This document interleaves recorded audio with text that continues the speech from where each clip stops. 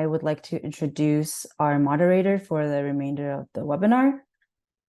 Cruz Chan is a clinical manager for the Healing for Asians program at Richmond Area Multi-Services, also RAMS for short, and they're also a trainer for the Lotus project.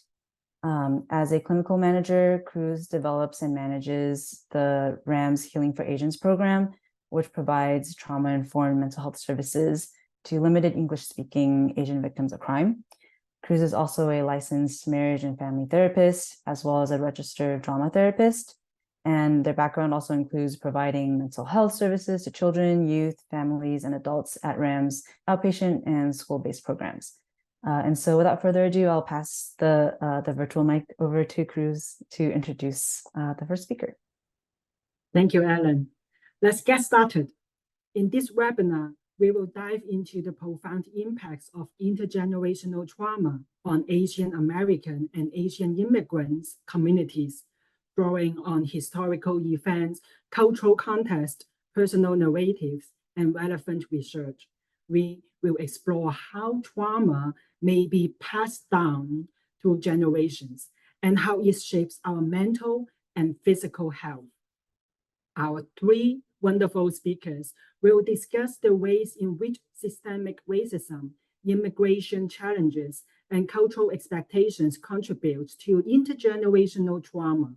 Hopefully, by the end of this webinar, we can gain some insight into how individuals and communities can work together towards healing with therapeutic resources and also some strategies to support those affected by intergenerational trauma. Before I start to introduce our first speaker, please allow me to acknowledge that sometimes it may be challenging for us to listen to something which is so close to us and our ancestors. Even though we are coming here to learn, to help, to grow together, we are also human beings. It is normal if some feelings come up during the presentation or if it brought us back to some of our personal memories. Please do take care of yourself if that happens. And if you can, notice today that we are not alone. We have hundreds of people gathered together today to hold this growing space together. I am honored to moderate for the first time for this project. And our first speaker of today, Andrew Wooyoung Kim, who is an assistant professor of anthropology at UC Berkeley. Dr. Kim is a biological anthropologist interested in the life course of intergenerational health consequences of historical trauma and the contributions of such knowledge to movements for collective healing and racial justice. Dr. Kim's current research examines neuroendocrine and inflammatory pathways underlying the intergenerational effects of trauma and political violence from apartheid, as well as process of reversibility and healing in Soweto and Johannesburg, South Africa. His secondary research examines glucocorticoid resistance and neuroinflammation as possible mechanisms influencing the psychiatric and psychosomatic symptoms of long COVID in Johannesburg, South Africa, and San Francisco. Please join me. Welcome, Dr. Kim. Thanks so much for the introduction, Cruz. Hi, everyone. My name is Andy Kim. As Cruz mentioned, I'm an assistant professor of anthropology at UC Berkeley. Go Bears. And thanks so much for coming to the webinar today. I'm going to go ahead and share my slides. Okay, and start the presentation. Here we are. And also just to reiterate, as Cruz mentioned, thanks so much for coming. I think for a lot of us, these issues really hit home on top of the professional work that we do. So it's really just awesome to see so many people coming together to think about ways that we can collectively address these issues of historical legacies of trauma and colonialism, but also find ways to work together to heal not only people in our communities with communities elsewhere. And I also just want to reiterate that because there are a lot of discussions of trauma and violence and colonialism, do feel free to step away and do whatever you need to do to take care of yourself.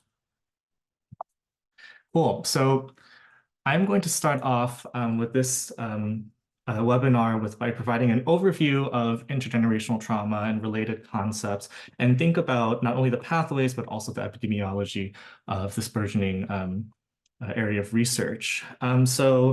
Intergenerational trauma is defined as trauma experienced in one generation affecting the health and well-being of descendants of future generations. So we typically think of intergenerational trauma across two generations, the parents affecting the children, but in fact, intergenerational trauma mechanisms can affect multiple generations, especially if within the same household, there are multiple generations spanning a single family unit, but also multiple generations that could exist outside of a family unit, whether it's family members across, state lines, internationally, globally, and across time as well. So intergenerational trauma describes both the mechanisms and the effects of past trauma without distinct and historical and cultural context. I'll emphasize this mainly because I want to distinguish this concept of intergenerational trauma from a more recent concept of historical trauma that I'll be describing in the next slide. It's also important to note that intergenerational trauma not only emphasizes the processes of trauma transmission that we'll be discussing a little bit later today, but also the outcomes related to trauma, that could be health, psychology, behavior, social experience, things of that nature. And the sources of intergenerational trauma can be widespread, everything from violence or chronic discrimination to more specific forms of traumatic events or stressful life events such as parental abuse. And of course, in contrast to much larger and chronic forms of adversity like poverty or chronic discrimination. So intergenerational trauma has been described both in the academic literature, but also the non-academic literature for multiple decades. And ideas of intergenerational trauma really started emerging among discussions of the long-term legacies of colonization among Native American groups and First Nations groups in Canada, as well as long-term legacies of the impacts of the Holocaust. Among the earliest descriptions of intergenerational trauma in the literature come from a French-Tunisian writer named Albert Memmi, who wrote about how colonization negates self-determination of children in subsequent generations. So in his writing, he talks about how parents who experience chronic colonization experienced diminished hope and expectations about their life, and these diminished hopes and expectations eventually do get transmitted in the next generation, limiting the children's self-determination or the ability to shape their own life. So I distinguish the concept of historical trauma, which many of you all have also heard about likely before, from intergenerational trauma by describing historical trauma as the collective and cumulative experiences of trauma and its sequelae that harm oppressed communities across generation. Many scholars and people outside of academia use intergenerational trauma and historical trauma interchangeably. And because that's been happening for so long, there are, I think, especially the academic world, you see these two concepts sort of being used synonymously. But a specific body of scholarship uses historical trauma. I've used historical trauma as a particular form of intergenerational trauma that's both historically and culturally contextualized, and also affecting a larger set of communities, which is why I emphasize the collective and cumulative experience in this definition.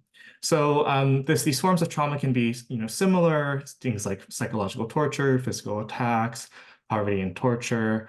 But historical trauma as a concept emerged to specifically describe these long-term effects of colonial and post-colonial oppression, coming from a similar academic tradition of trying to understand the long-term legacies of colonization among Native American groups, as well as the Holocaust. But more recently, this concept has become deployed in many different post-traumatic and colonization contexts, such as the Khmer Rouge, different genocides that have occurred across the African continent, but also things like war and more chronic forms of oppression, such as South African apartheid. Another thing to mention about historical trauma is that is the distinction between direct exposures to traumatic events as well as indirect exposures. So what makes historical trauma and ideas of intergenerational trauma quite interesting, but also quite difficult to think about, is that individuals who were not necessarily exposed to the primary traumatic event or period are still being affected by its long-term legacies. So for instance, very seminal work on intergenerational trauma and historical trauma have come from research on the Holocaust, and researchers have found that there are very distinct psychological sequelae or consequences that are similar to those that survivors of the Holocaust had exhibited, things like PTSD or different behavioral maladaptations. And this consonance in psychological phenotypes was what initially made trauma researchers quite interested in the possible mechanisms of intergenerational trauma among these survivors. So even though the subsequent generations, these individuals and children or grandchildren of survivors of past trauma weren't directly exposed to the traumatic experiences themselves, these trauma sequelae still seem to emerge. And of course, it's important to note that even though the direct exposure or the direct form of the trauma itself had possibly ended or no longer exists, in many instances, we likely see these long-term legacies continue to affect these oppressed communities. So here I show a statue of Cecil Rhodes, who was a colonizer of the Southern African region, and similar to to many discussions that have been going on in the US, these questions of statues and their representation in post-colonial reckoning and struggles exist, where even though the colonial period of apartheid ended, there's still these structures of apartheid that continue to affect individuals who weren't directly affected by apartheid themselves.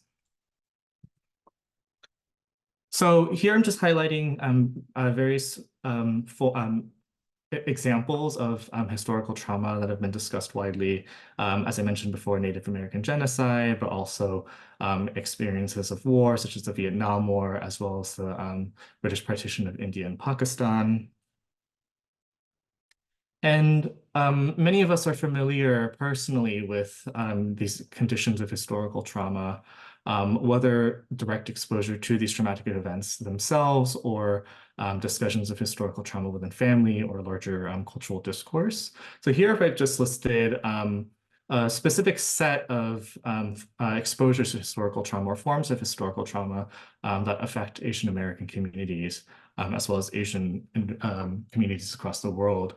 Some of these include the Khmer Rouge, the Armenian Genocide, Korean War and Occupation, European colonization of Southeast Asia, the Cultural Revolution, the US invasion of the Middle East, the ongoing Palestinian Genocide, and other major global events that may not necessarily be historically salient in a more dominant, based on more dominant understandings of Asian history, but still very much have real intergenerational effects across families.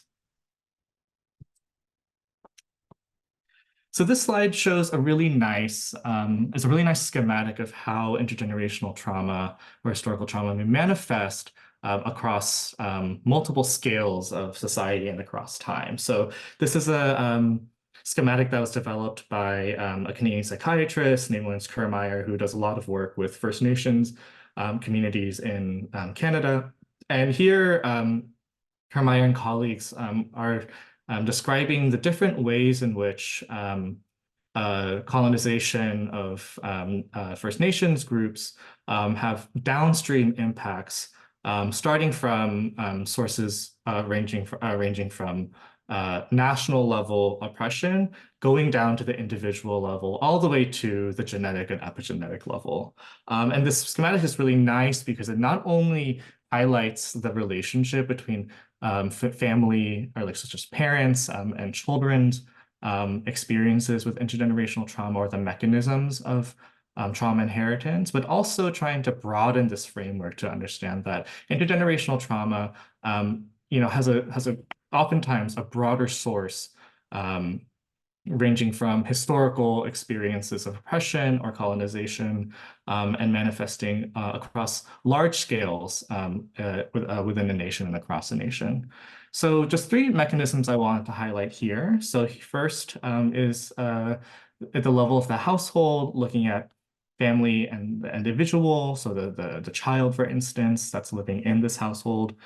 Here I highlight one example of poor parenting or poor family dynamics that may lead to conditions of child abuse, for instance, or parent-based violence directed towards a child, which could in turn alter child development in negative ways, possibly affecting things like attachment behaviors or increasing risk for mental health conditions, which may in turn have downstream impacts on, let's say, their social emotional development or educational outcomes, which in turn could potentially affect them across their life course and even affect their own parenting behavior when in the instance that they decide to have children. So that's one mechanism of family-child dynamics. A larger dynamic I wanted to show was how community divestment could potentially influence this process of parent-child intergenerational trauma dynamics. So here we see in this instance that community divestment due to anti-Indigenous sentiments and political campaigns led to experiences of community disorganization and conflict in a wide array of social problems, which could potentially get embodied in the household, affect the family, and then trigger this process of intergenerational trauma that I just described that affects the child or multiple children in the family. And then, of course, this is situated in a much larger historical and social legacy of First Nation oppression. So a more recent publication has come out which looked at this process specifically within the case of partition in South Asia, especially the partition of India and Pakistan, where we also see that various larger scale processes of oppression, including displacement, economic destruction, as well as disrupted social networks that make up the larger condition of partition in South Asia, served as not only a source, but also a mechanism of intergenerational trauma transmission. So we do see, for instance, these psychological mechanisms of intergenerational trauma that manifest through, the passing down of personal attitudes and norms and family dynamics and relationships that we see here, but also that these more macro level conditions of trauma and adversity become embodied in the household, altering say people's exposures to different adverse socioeconomic conditions, leading to limited political action, preventing their ability to access legal resources, which altogether can contribute, both individually and altogether contribute to certain forms of both stressful and traumatic events, which then can, of course, be individualized and affect the individual's biology, psychology, and social development, which we see here in the bottom rectangle here. So much of the research up until, say, the late 90s have really been describing these mechanisms of psychological but also social and economic forms of intergenerational transmission of adversity.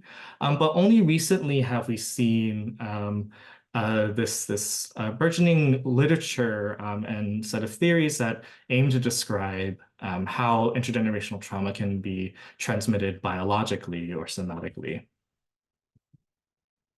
So in the next couple of slides, I'll describe some of the literature and a set of theories for how this may occur. A lot of this research stems from seminal work of a psychologist named Rachel Yehuda. Herself is a descendant of Holocaust survivors.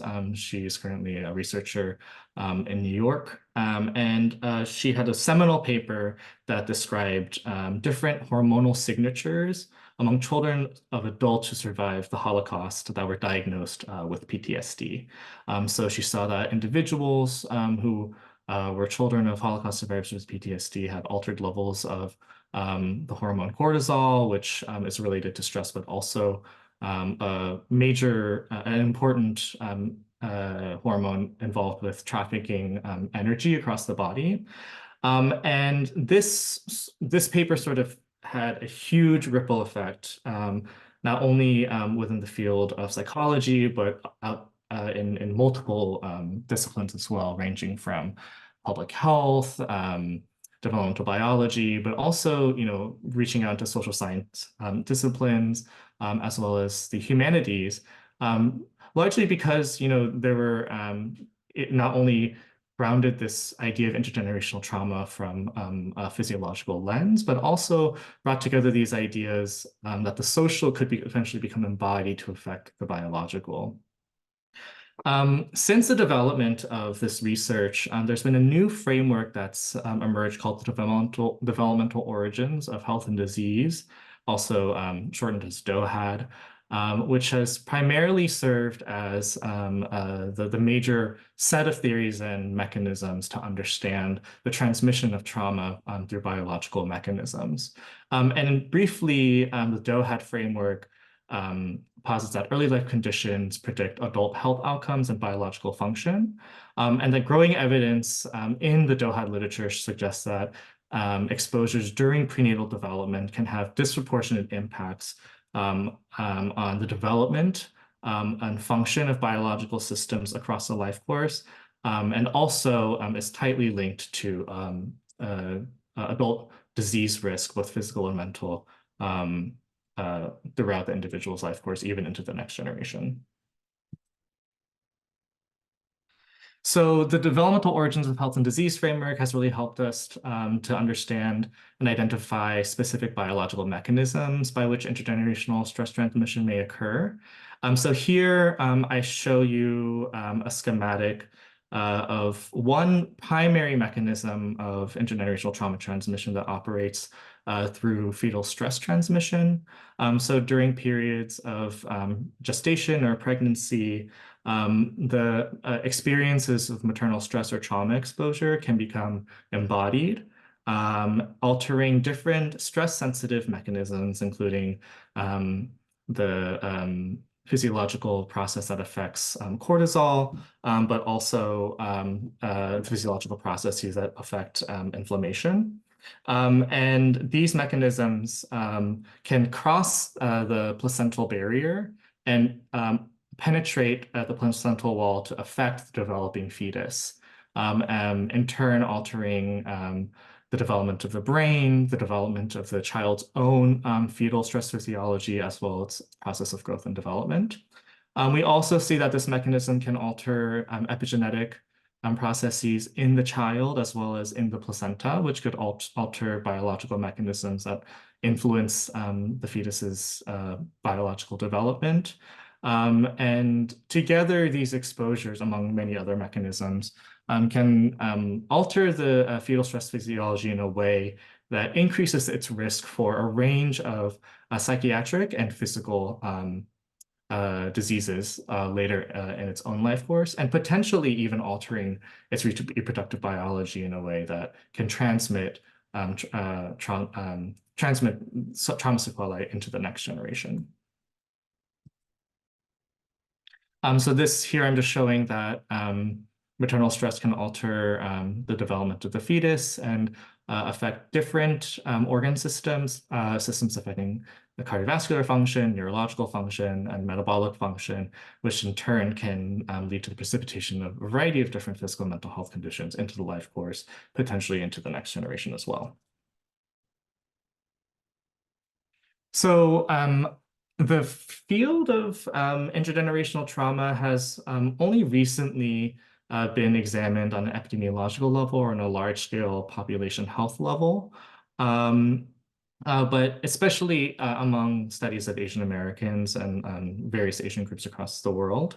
But generally, in the literature, we see that studies of intergenerational trauma among Asian American communities identify elevated levels of stress, trauma, and disease risk. And this ranges from outcomes like depression, PTSD, antisocial behavior, but even physical health outcomes like diabetes or high blood pressure.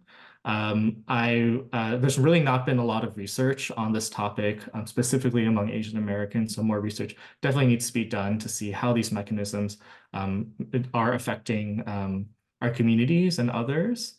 But a lot of these studies have been examining historical trauma and mechanisms of intergenerational trauma among individuals who have experienced major historical events, things like the Khmer Rouge or experiences of refugee resettlement. So some of these exposures include different traumatic events or acculturation to the United States, experiences of incarceration that may have occurred in their home country, and also experiences of historical loss, or just this idea of perceived loss due to historical trauma, such as material loss, interpersonal loss, socioeconomic loss, things of that nature. One recent study in Chicago of Southeast Asian refugees found that individuals reported, 85% of individuals reported experiences of some form of historical loss as a result of historical trauma due to the refugee experience or refugee resettlement. So it's specifically linked to experiences of the Vietnam War and the Khmer Rouge. And here on the right, I'm just showing you another study by a colleague, Sangalang et al., social work scholar in UCLA, who also studied a mixed group of Southeast Asian communities and found that maternal traumatic distress that was linked with historical trauma from the past altered or increased, was associated with poor family functioning, which in turn was associated with poor child health outcomes and behavioral outcomes in the next generation. So there are just a few future directions, one of many that are important for the study of intergenerational trauma for Asian Americans, trying to understand different mechanisms of intergenerational trauma transmission that are culturally relevant, trying to understand culturally relevant assessments of mental health, which deviate from dominant Western frameworks of mental illness and psychiatry, trying to understand additional physiological and physical health outcomes related to intergenerational trauma, and of course, culturally contextual modalities of healing, which we'll hear about in the next set of presentations. Thank you very much, and we'll now take some questions. Well, I'm going to go ahead and stop sharing so I can see everyone. Great. Yeah, there is like several questions in the Q&A. Cool. Cruz, how much time do we have? Are we at the 20-minute mark? Yeah, maybe just one or two questions so that we can introduce the second one. Sure, yeah, sorry about that. Shortly, yeah. Yeah, sure. Let's go, let's see. Oh, these are all so good.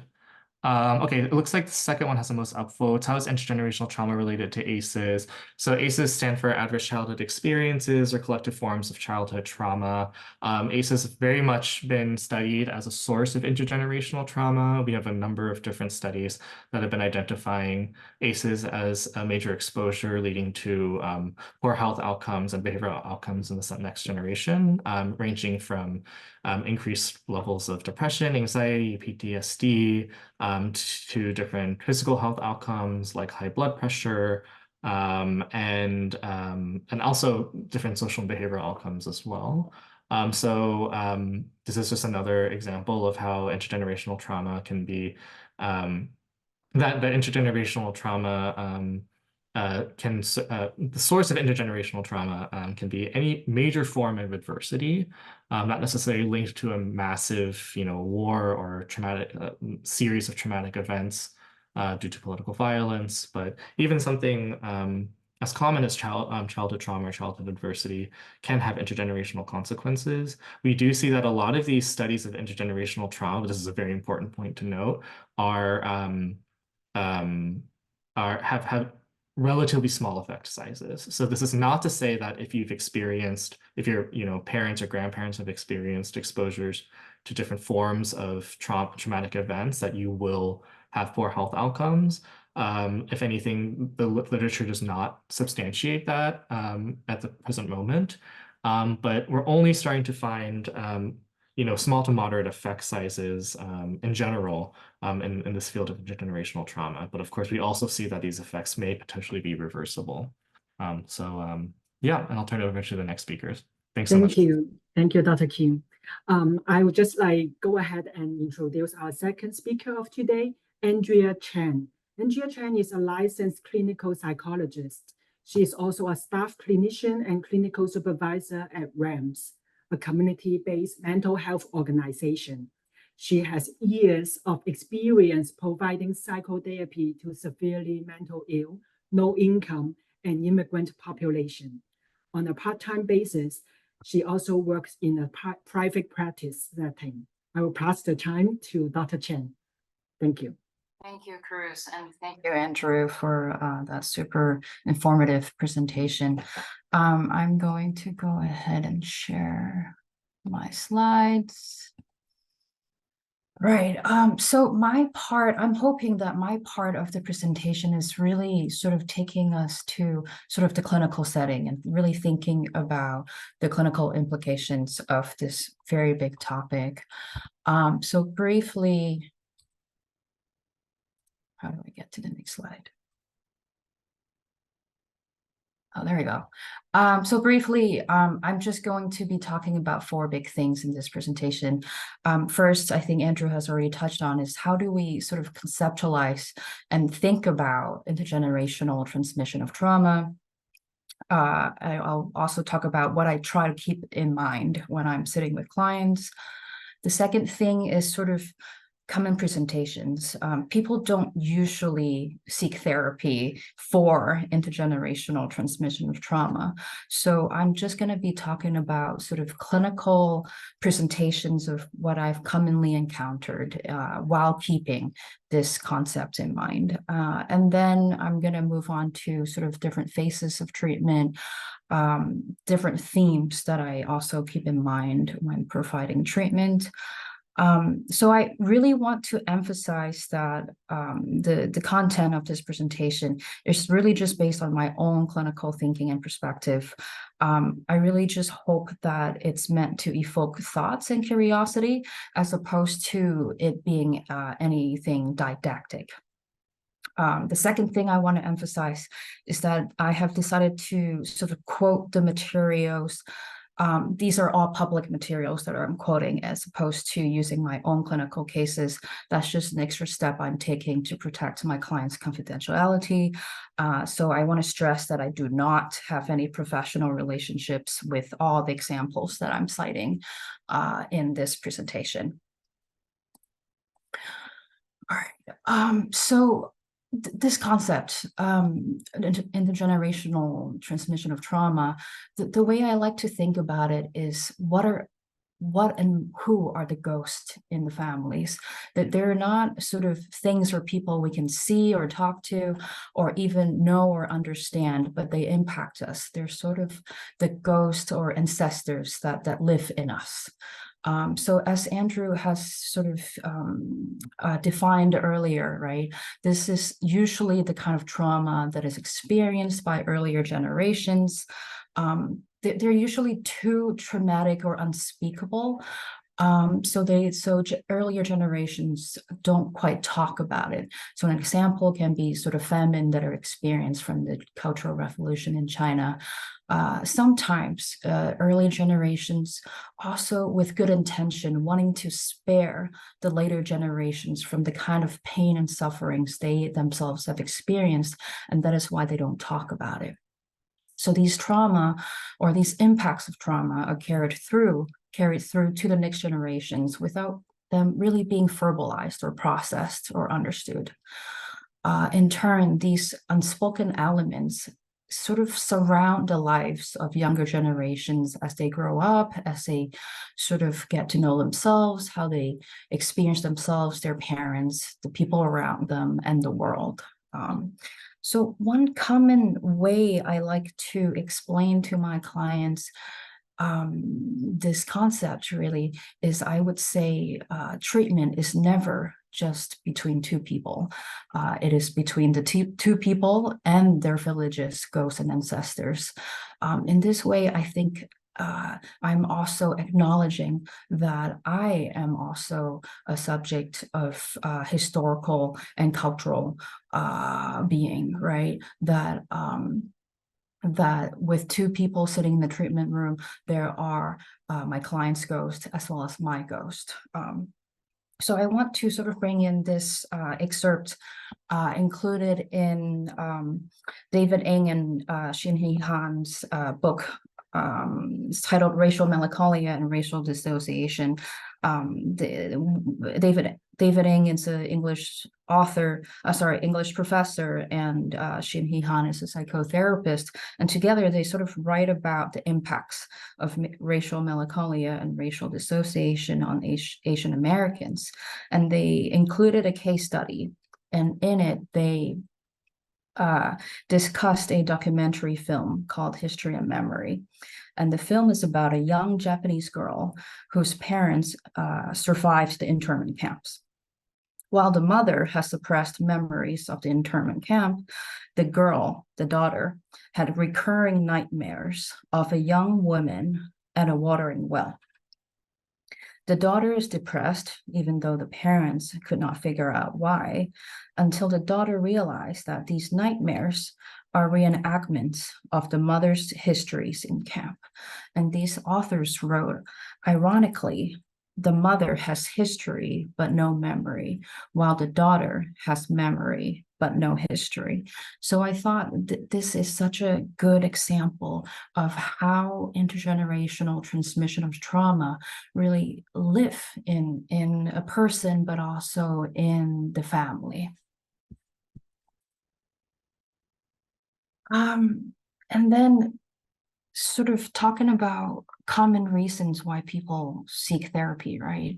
I really want to emphasize that people come to therapy not because of some giant concepts they learn about or whatever. It's oftentimes very closely related to themselves or their relationships, whether it's mood distress or relationship distress.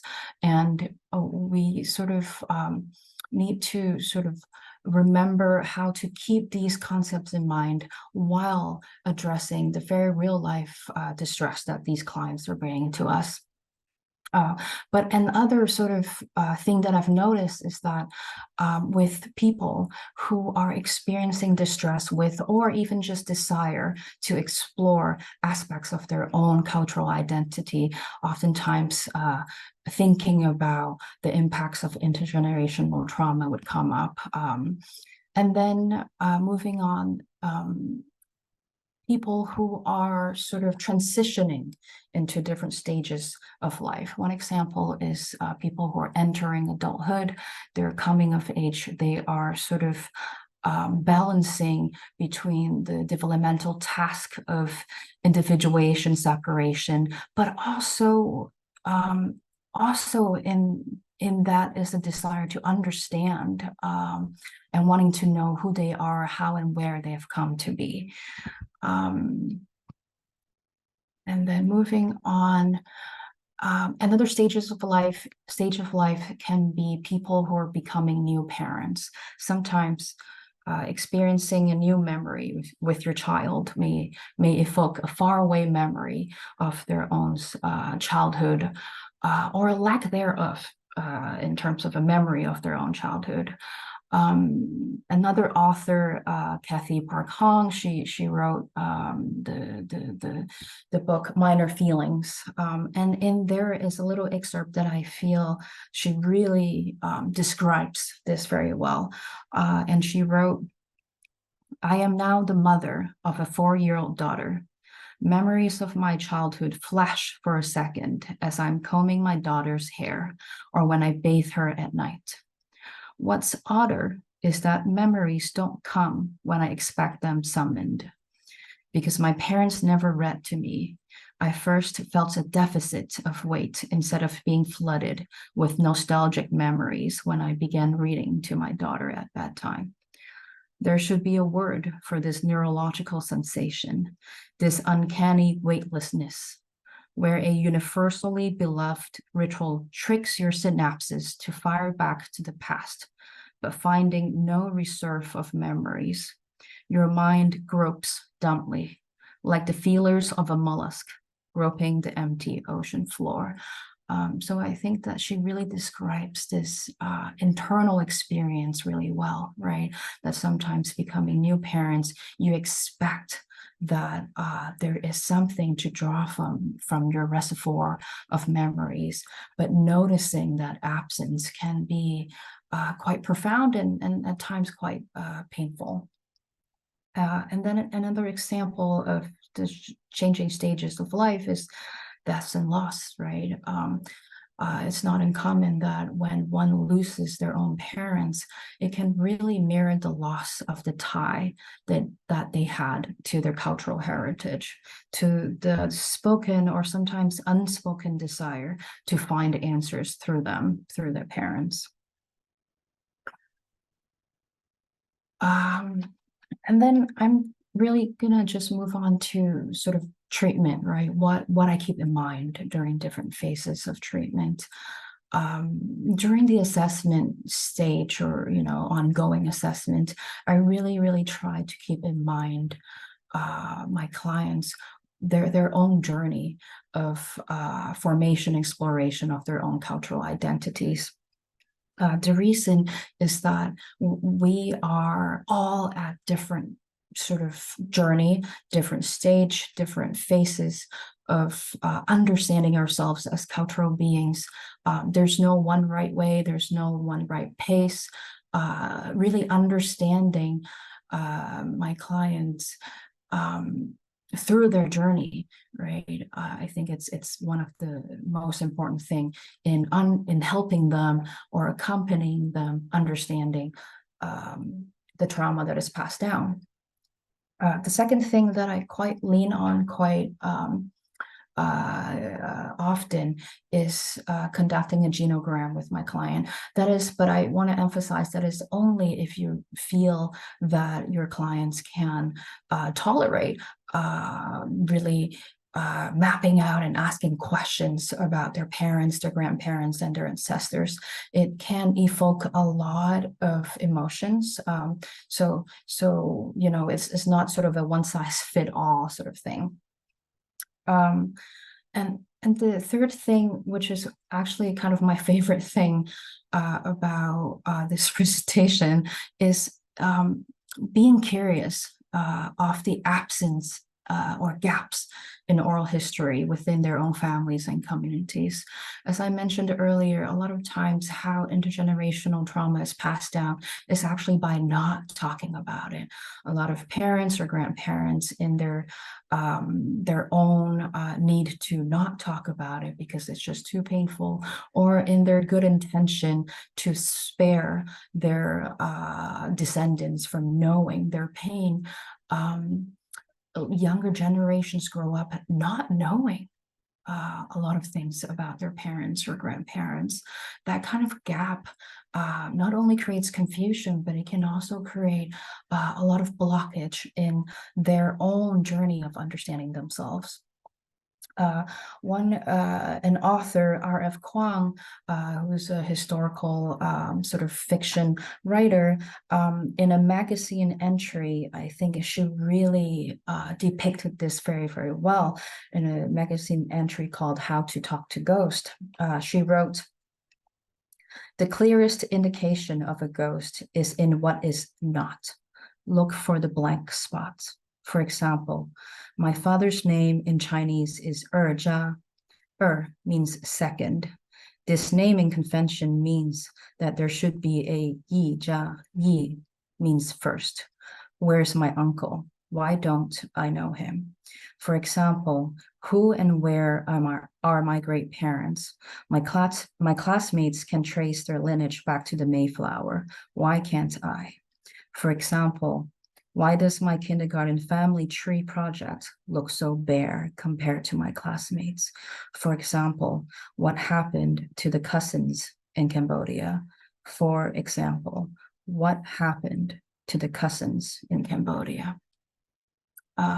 So I really think in her entry, right, in this sort of few paragraphs, she really brings alive the impacts of absence, the impacts of not knowing, and what I like to call the impacts of collective amnesia.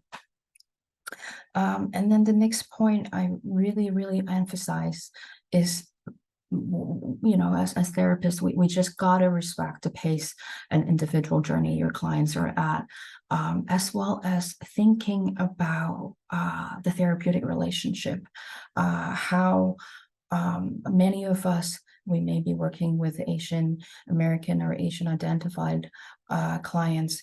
We may belong to the same race or ethnicity, or we may not, right? How is our clients using us in understanding themselves as a cultural and historical being? But what I want to stress even more is the notion of countertransference. I think a lot of us therapists also go through our own journey of understanding our past, our ancestors, the unspoken trauma. That process can be painful, but it can also be beautiful. But we cannot sort of push our clients one way or another, or rush our clients one way or other, even though sometimes we may really be pulled to do so. And if we notice that we're pulled to do so, we gotta ask ourselves, are we doing this for our clients, or are we doing this for ourselves? And then moving on to the last part of my presentation, which is the intervention part, it is sort of intentionally broad and vague, just because everyone is different, even though we're talking within one umbrella of a concept, intergenerational trauma. So I just really want to emphasize that, right?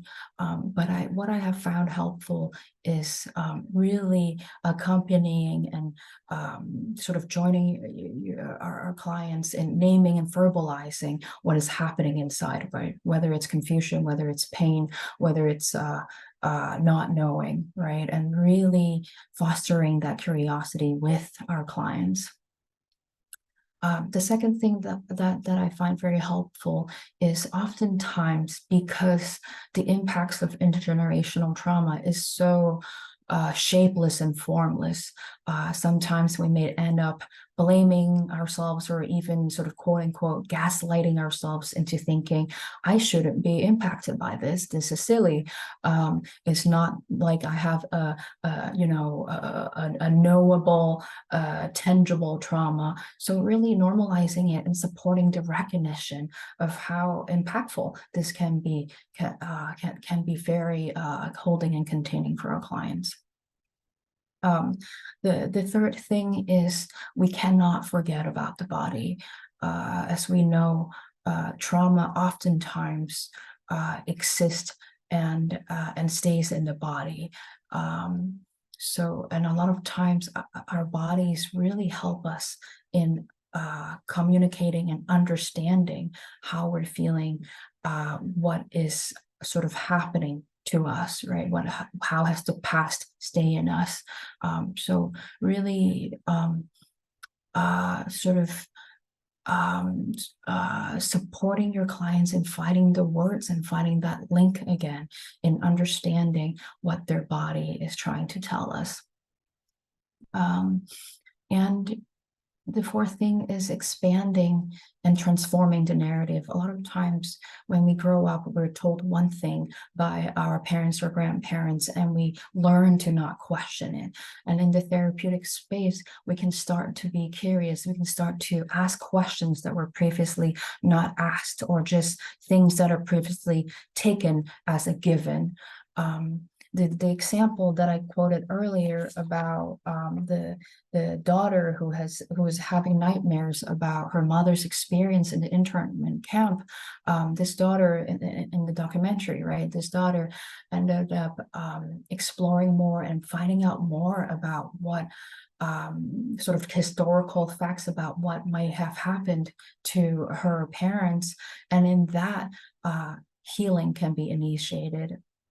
I think it's very important to remember that oftentimes intergenerational trauma is collective in nature, so it only makes sense that healing is also collective in nature.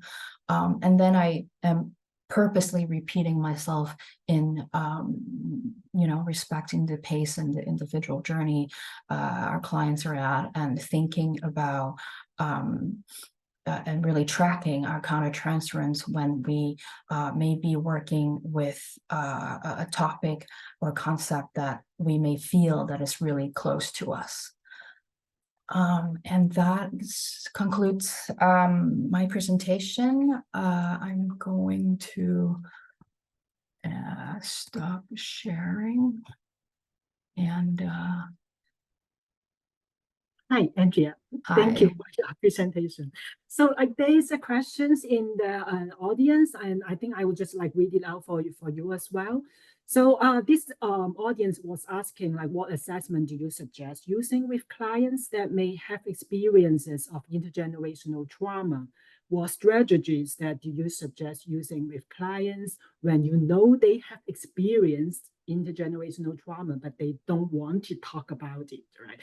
I know that you mentioned something about genogram and also but do you have anything more to just develop?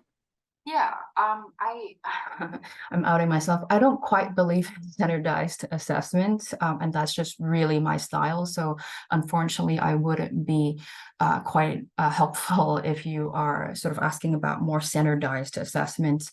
But I really believe in the value of getting to know our clients in sort of a very humanized level. Oftentimes, I think being curious about their narratives, their stories, their dreams, their relationships with their family, I really think is the best type of assessment. Should I answer the second part? Yes. Well, that we have to remember we're still talking about trauma, right? These trauma may not be experienced by the younger generations themselves, but the absence, the not knowing, the confusion, the sort of strained parental relationship is still very real. So I would say if they don't want to talk about it, we got to be patient, right?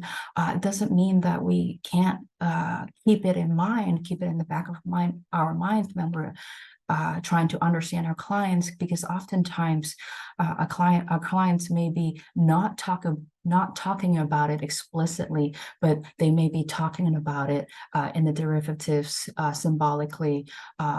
So we just gotta sort of keep an open ear, so to speak. Thank you. So maybe we can have 1 more minute to answer one last question.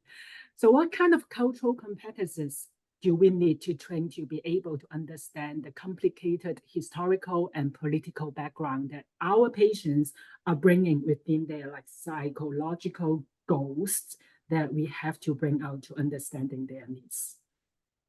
Sorry, I'm going to read. That's a very long question. What kind of cultural do we need to train to be able to understand that our patient, right? All right. have a few thoughts, right? The first one is learn history. Just I think as psychologists or as therapists, there are a lot of things that psychologists and therapists cannot teach us. Scientists cannot teach us. What can teach us is anthropologists, historian, artist, because they have been talking about this topic way longer than we have.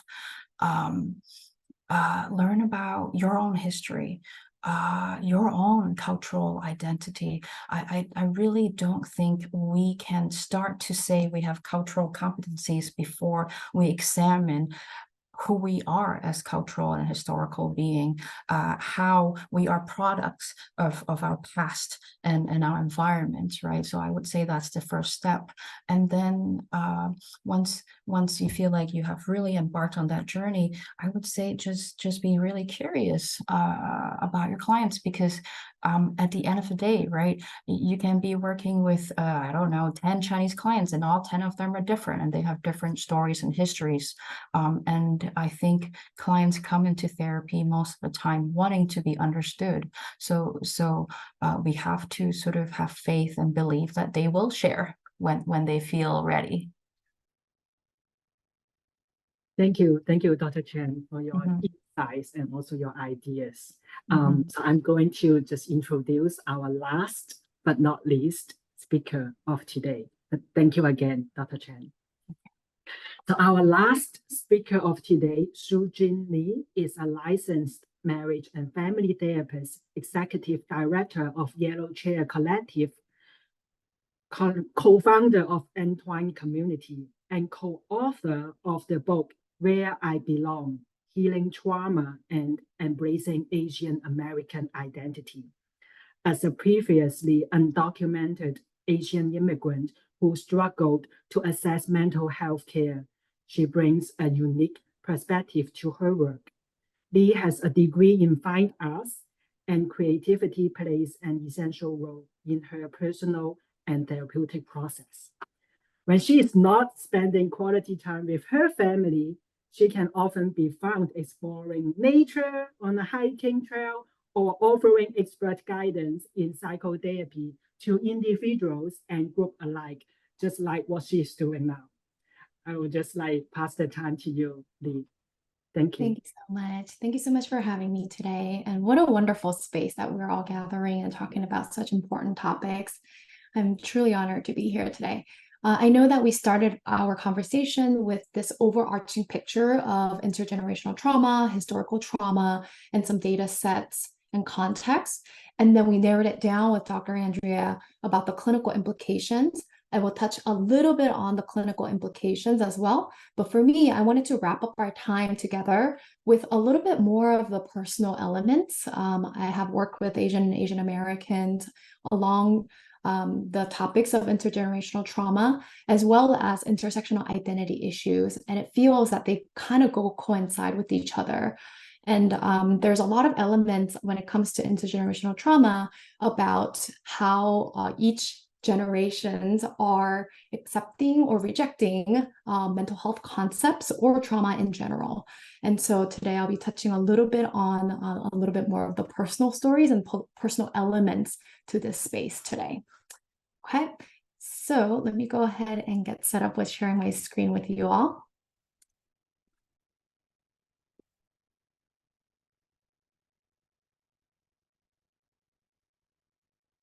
Okay.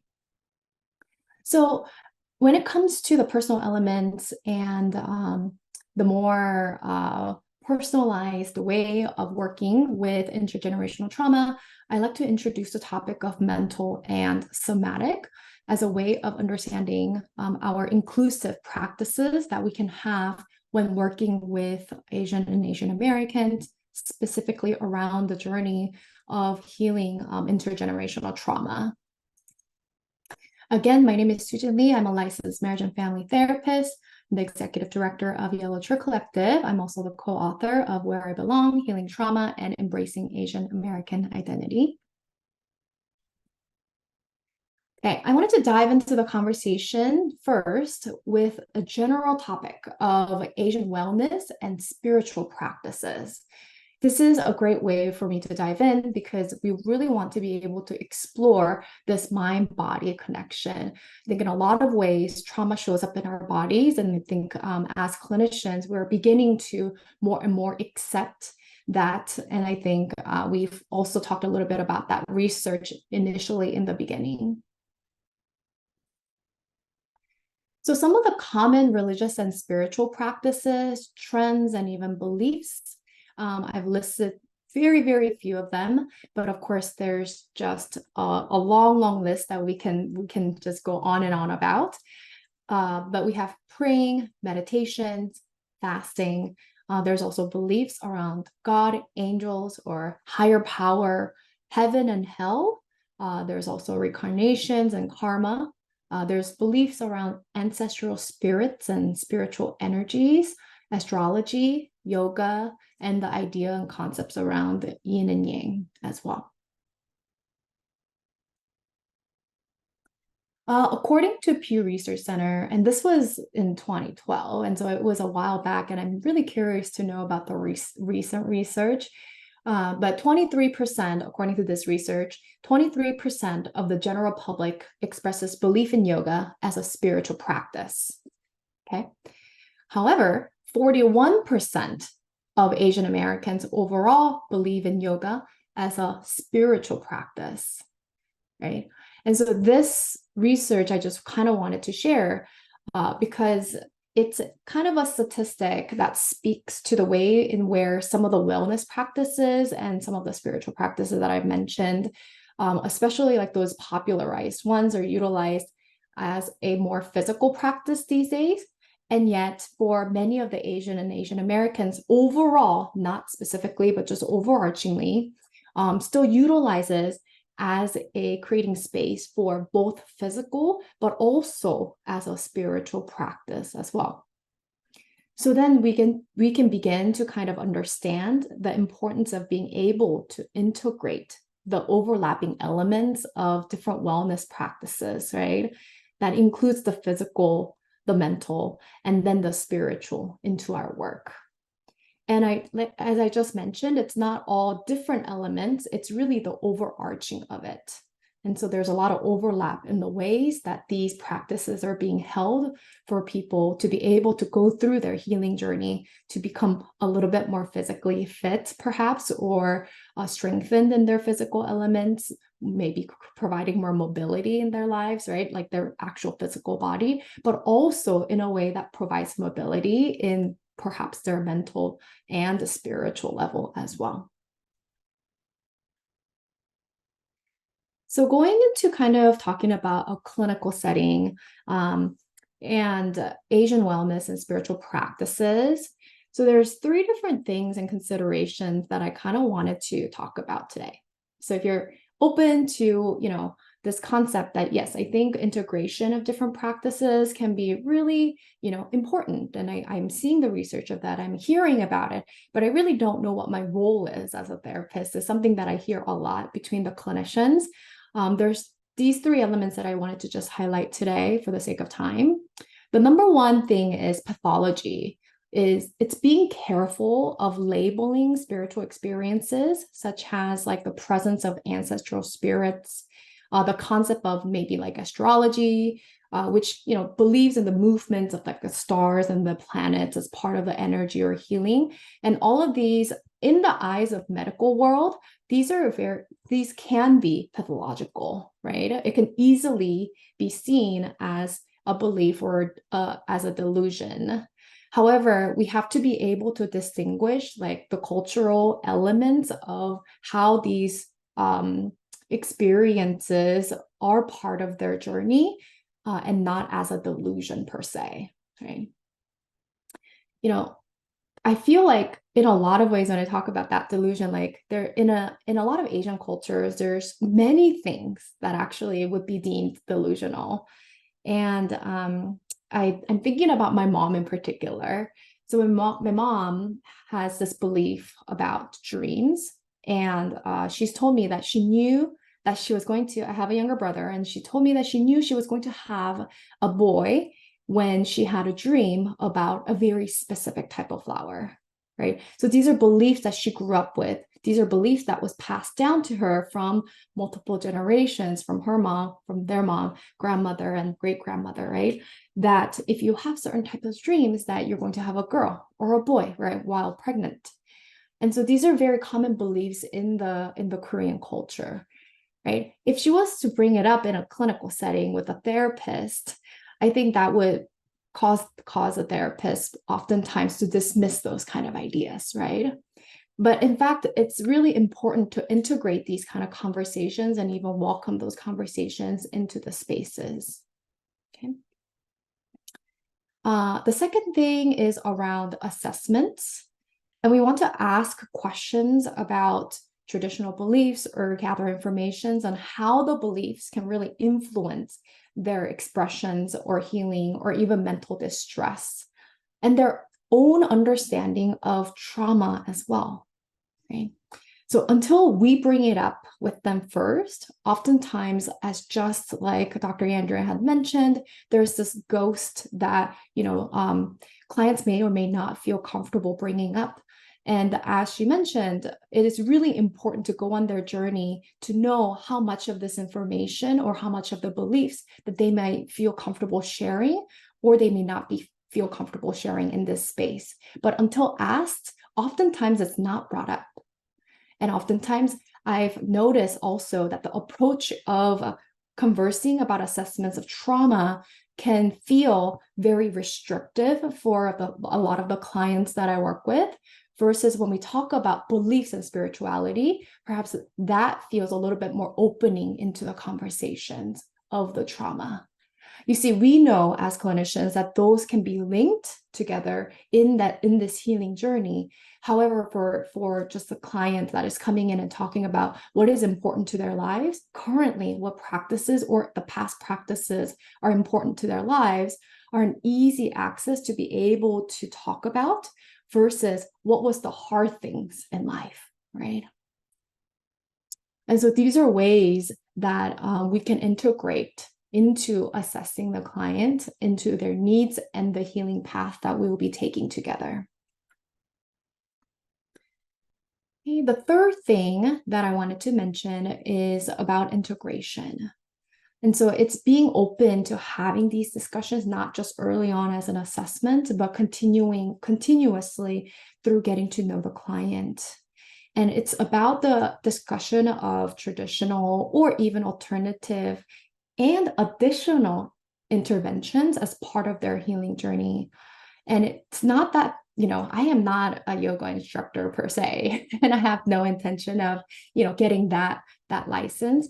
But I've also mentioned that I have my degree in art, and that creativity is a really great element that I love to introduce into my therapeutic practices.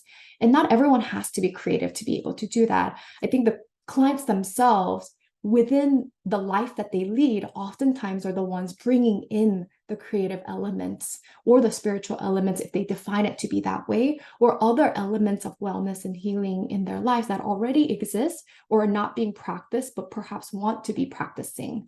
And so those are things that we can try to integrate in addition to perhaps the talk therapy, if that's something that the client has come in for. Other things could be that we have had clients that came and we understand that they are in need of psychiatry help. And oftentimes the conversations around psychiatry can be very, very difficult. However, the integration of being able to talk about psychiatry with the physical bodily health has been something that has also been integrated into the practice that I and a lot of the therapists that I work with has been exploring, so that it could open up that conversation around the mind and body as well. Okay.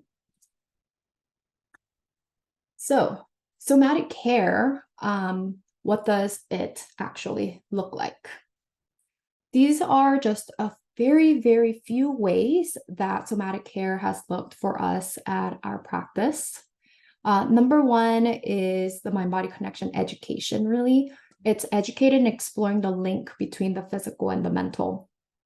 So why take the time to talk about and assess and discuss about somebody's, yoga or Tai Chi sessions throughout the week, right? Because at the end of the day, we want to utilize the existence of the way that they are already finding health, right? Their bodily health, and then incorporate it into the mind-body connection, right? Like I just mentioned, oftentimes the clients don't understand that there is that connection. It's always kind of a disconnection, and that we want to be able to bring it together into one space and one conversation, and that cohesive, holistic care. Number 2 is the biofeedback and relaxation techniques. Psychology, I think in general, has really been expanding in the research of how breathing techniques have been effective in coping with like anxiety or and other, evidence-based practices have been really evolving into having more of the integrations of relaxation techniques, right? There's the ACT, there's like EMDR or brain spotting, or all of the evidence-based practices that have really become popular in the treatment of trauma. I think intergenerational trauma is another way that we can really practice these biofeedbacks and relaxation techniques, and integrating those elements in treating and healing through intergenerational trauma. The third one is the physical involvement. And when I talk about like somatic care and physical mind-body connections, I think we often also forget to talk about the element of food. So of course, there's like the yoga and Tai Chi and etc. That we often bring into the conversations with the clients, and the ways that their physically movement can help them to process the trauma experiences that they want to discuss, or even not discuss verbally, right? But the element of food is really interesting because it brings people to be able to talk about their identity in a way that feels to me very different. It feels very intergenerational, more than any other element that I've found when discussing with the client. And I think it has a lot to do with the way that food is passed down, right? The way that our sensory is oriented into the memories. And so it could be a memory of something of the past that they have experienced, or it could be something that they have lost along the way as well. And I've worked with a lot of, also, like I mentioned, a lot of clients of mine are working with the intersectional identity issues. And if they identify as Asian one way or another, or if they're interracial, if they're in like interracial marriage, or they themselves identify with multiple racial identities, these are great ways that we were able to kind of incorporate all of those different elements of their identity into a way that kind of not exactly makes sense, but in a way that feels a little bit more cohesive at times, right? Because oftentimes when we talk about intergenerational trauma or identities that feels very fragmented, right? When we say Asian American, that feels very also fragmented as well. Those are like some of the things that are discussed in sessions. And so food is a very combining element, not just internally for ourselves to be able to discuss about these things, but also externally together within the familial system as well as that community, more bigger levels of the community and society as well. Okay. And the last thing that I just mentioned about the community element, being able to share space and story and even rituals are such great ways to be able to find understanding and healing from one's identity. And so community building is something that I'm very passionate about being able to bring to our community, even though my work as a therapist may involve a lot of the one-on-one work. At the end of the day, if my clients are not finding an external community to really relate their identity and the work to, then oftentimes we can get stuck into just that narrative over and over again. And so I wanted to introduce you to one of this community event that we have held this year. This was just a month ago, and this is just kind of a solid one event that I feel like is a great example of what we did to incorporate all of these different elements that I just talked about. So intergenerational healing, without necessarily talking about intergenerational trauma was one of the questions that was brought up, right? And gathering of this community was a really great way of providing those kind of healing spaces without talking about it. And so what we did is, in a span of the day, we had ecotherapy, like nature walk session, and breathwork and sound bath, as well as yoga and Tai Chi classes. And what people were able to do is they got to pick and choose some of the courses of these classes that they can take. And it was really an intergenerational healing moments that occurred alongside each other, because it took place in a community setting. Not only that, because it took place in a way where it was welcoming of the multi-generations. And so we had people in their 20s and maybe even teens, but also we had people that were in their 60s and 70s that came to join us as well. Our Tai Chi instructor was from an older generation that was able to also share about the way why Tai Chi really mattered in her life, and then to be able to bring that to life to the younger generation. And for us to be able to have these conversations was a way to create community and bridge the gap of some of the missing pieces of doing the intergenerational work one-on-one with a therapist and a client. Okay. I wanted to end my time with just a very personal reflection of discovering intergenerational healing. I just mentioned about the community element that I had. And a lot of the times when I get questions of intergenerational work, a lot of the younger generation will ask me, how do I get my mom into therapy? How do I get my dad into therapy, right? Because they see and they start to understand that the impact of what they're carrying comes from the previous generation. And they see that they are suffering as well, right? That they're carrying this ghost within the family household. It's still existing. And so they tend to ask a lot of questions about that. And my big answer to that, it has not been a one answer, obviously, but a starting place to be able to answer that has been this. Do you play mahjong? And this is just one example, but why am I mentioning about this is because I think it's really important to expand the way that we think about wellness in our cultural elements, right?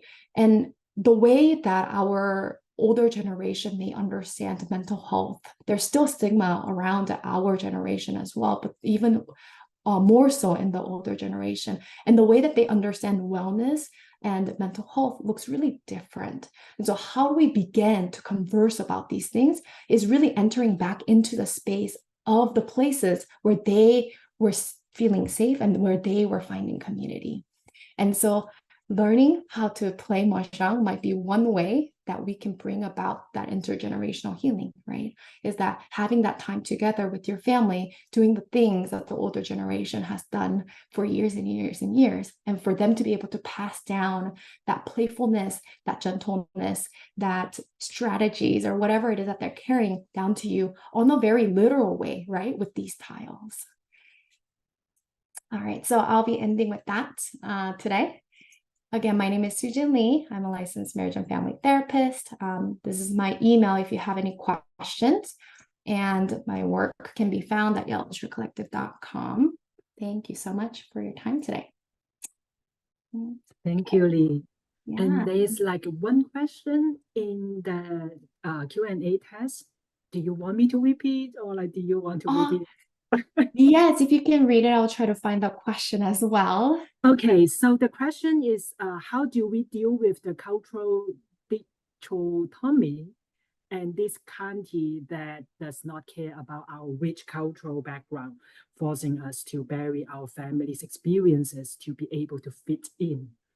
And it's also in the Q&A section. I think that's a really valid question, and it's really an important one to ask as well, right? Like the cultural dichotomy of this country, we are living in a society right now. We're living in a very, very extremely diverged society right now. And so to be able to bring in my culture, my identity fully can feel very threatening. And so number one, I would say that we want to be able to find more spaces that I feel safe in. And that was the exact reason why we have really created this, right, community and this event was that we can all get together in a space where we are highlighting and celebrating culture, and not that we are going to be, differentiating ourselves and polarizing ourselves, right? And attacking ourselves for the way that we are. And so to find these spaces, they do exist, and to be able to searching for them and plugging ourselves into it and amplifying them is, I think, one of the great ways to be able to do that. And then to be able to bring our families along too, right? If I have found that space and I feel safe in it, then I want my cousins there. I want my parents there, right? I think there's also like this language barrier between generations, especially for immigrants as well. And so to be able to find that language gap has been something that I've also been dealing with a lot. And I live in LA, I live in California, Los Angeles, where there are a lot of immigrants, and there could be some language programs that could be fine, but I understand that that can be very, very difficult in other parts of the country. And so, yeah, I think maybe if you're inclined to and you're passionate, then we can all create those little spaces together, right? Thank you, Lee, and thank you, like the other two speakers, for your also insight and ideas for today. And like we have like 5 minutes left for this webinar, so I'm going to pass the time to Alan to just like really conclude and also like talk about the next webinar. Thank you again.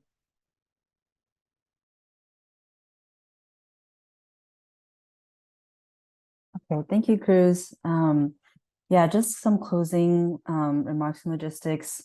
Again, we want to thank you all for taking the time to be with us and learn with us today.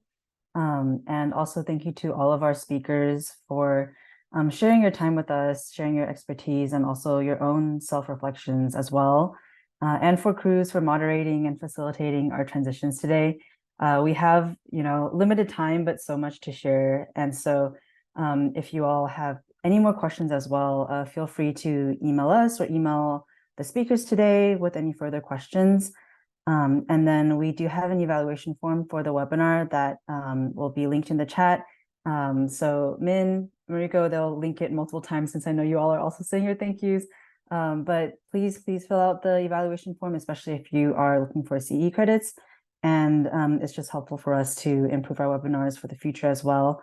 And we'll follow up with an email within the next week, and that'll include the recording to this webinar, also a link to our website that will include the slides from the speakers today and their emails and contact information. And the email will also include the evaluation link again. So thank you all for being here. And one last thing is we have upcoming webinars for following this first webinar as well. That'll happen in the new year. So look out for information about that. We'll definitely email you all about that for the following 2 or 3 webinars in the Intergenerational Trauma webinar series. And we will also be doing an in-person workshop in Atlanta. So if any of you all are in Atlanta in March, please look out for that, more information about that as well. Thank you, everyone.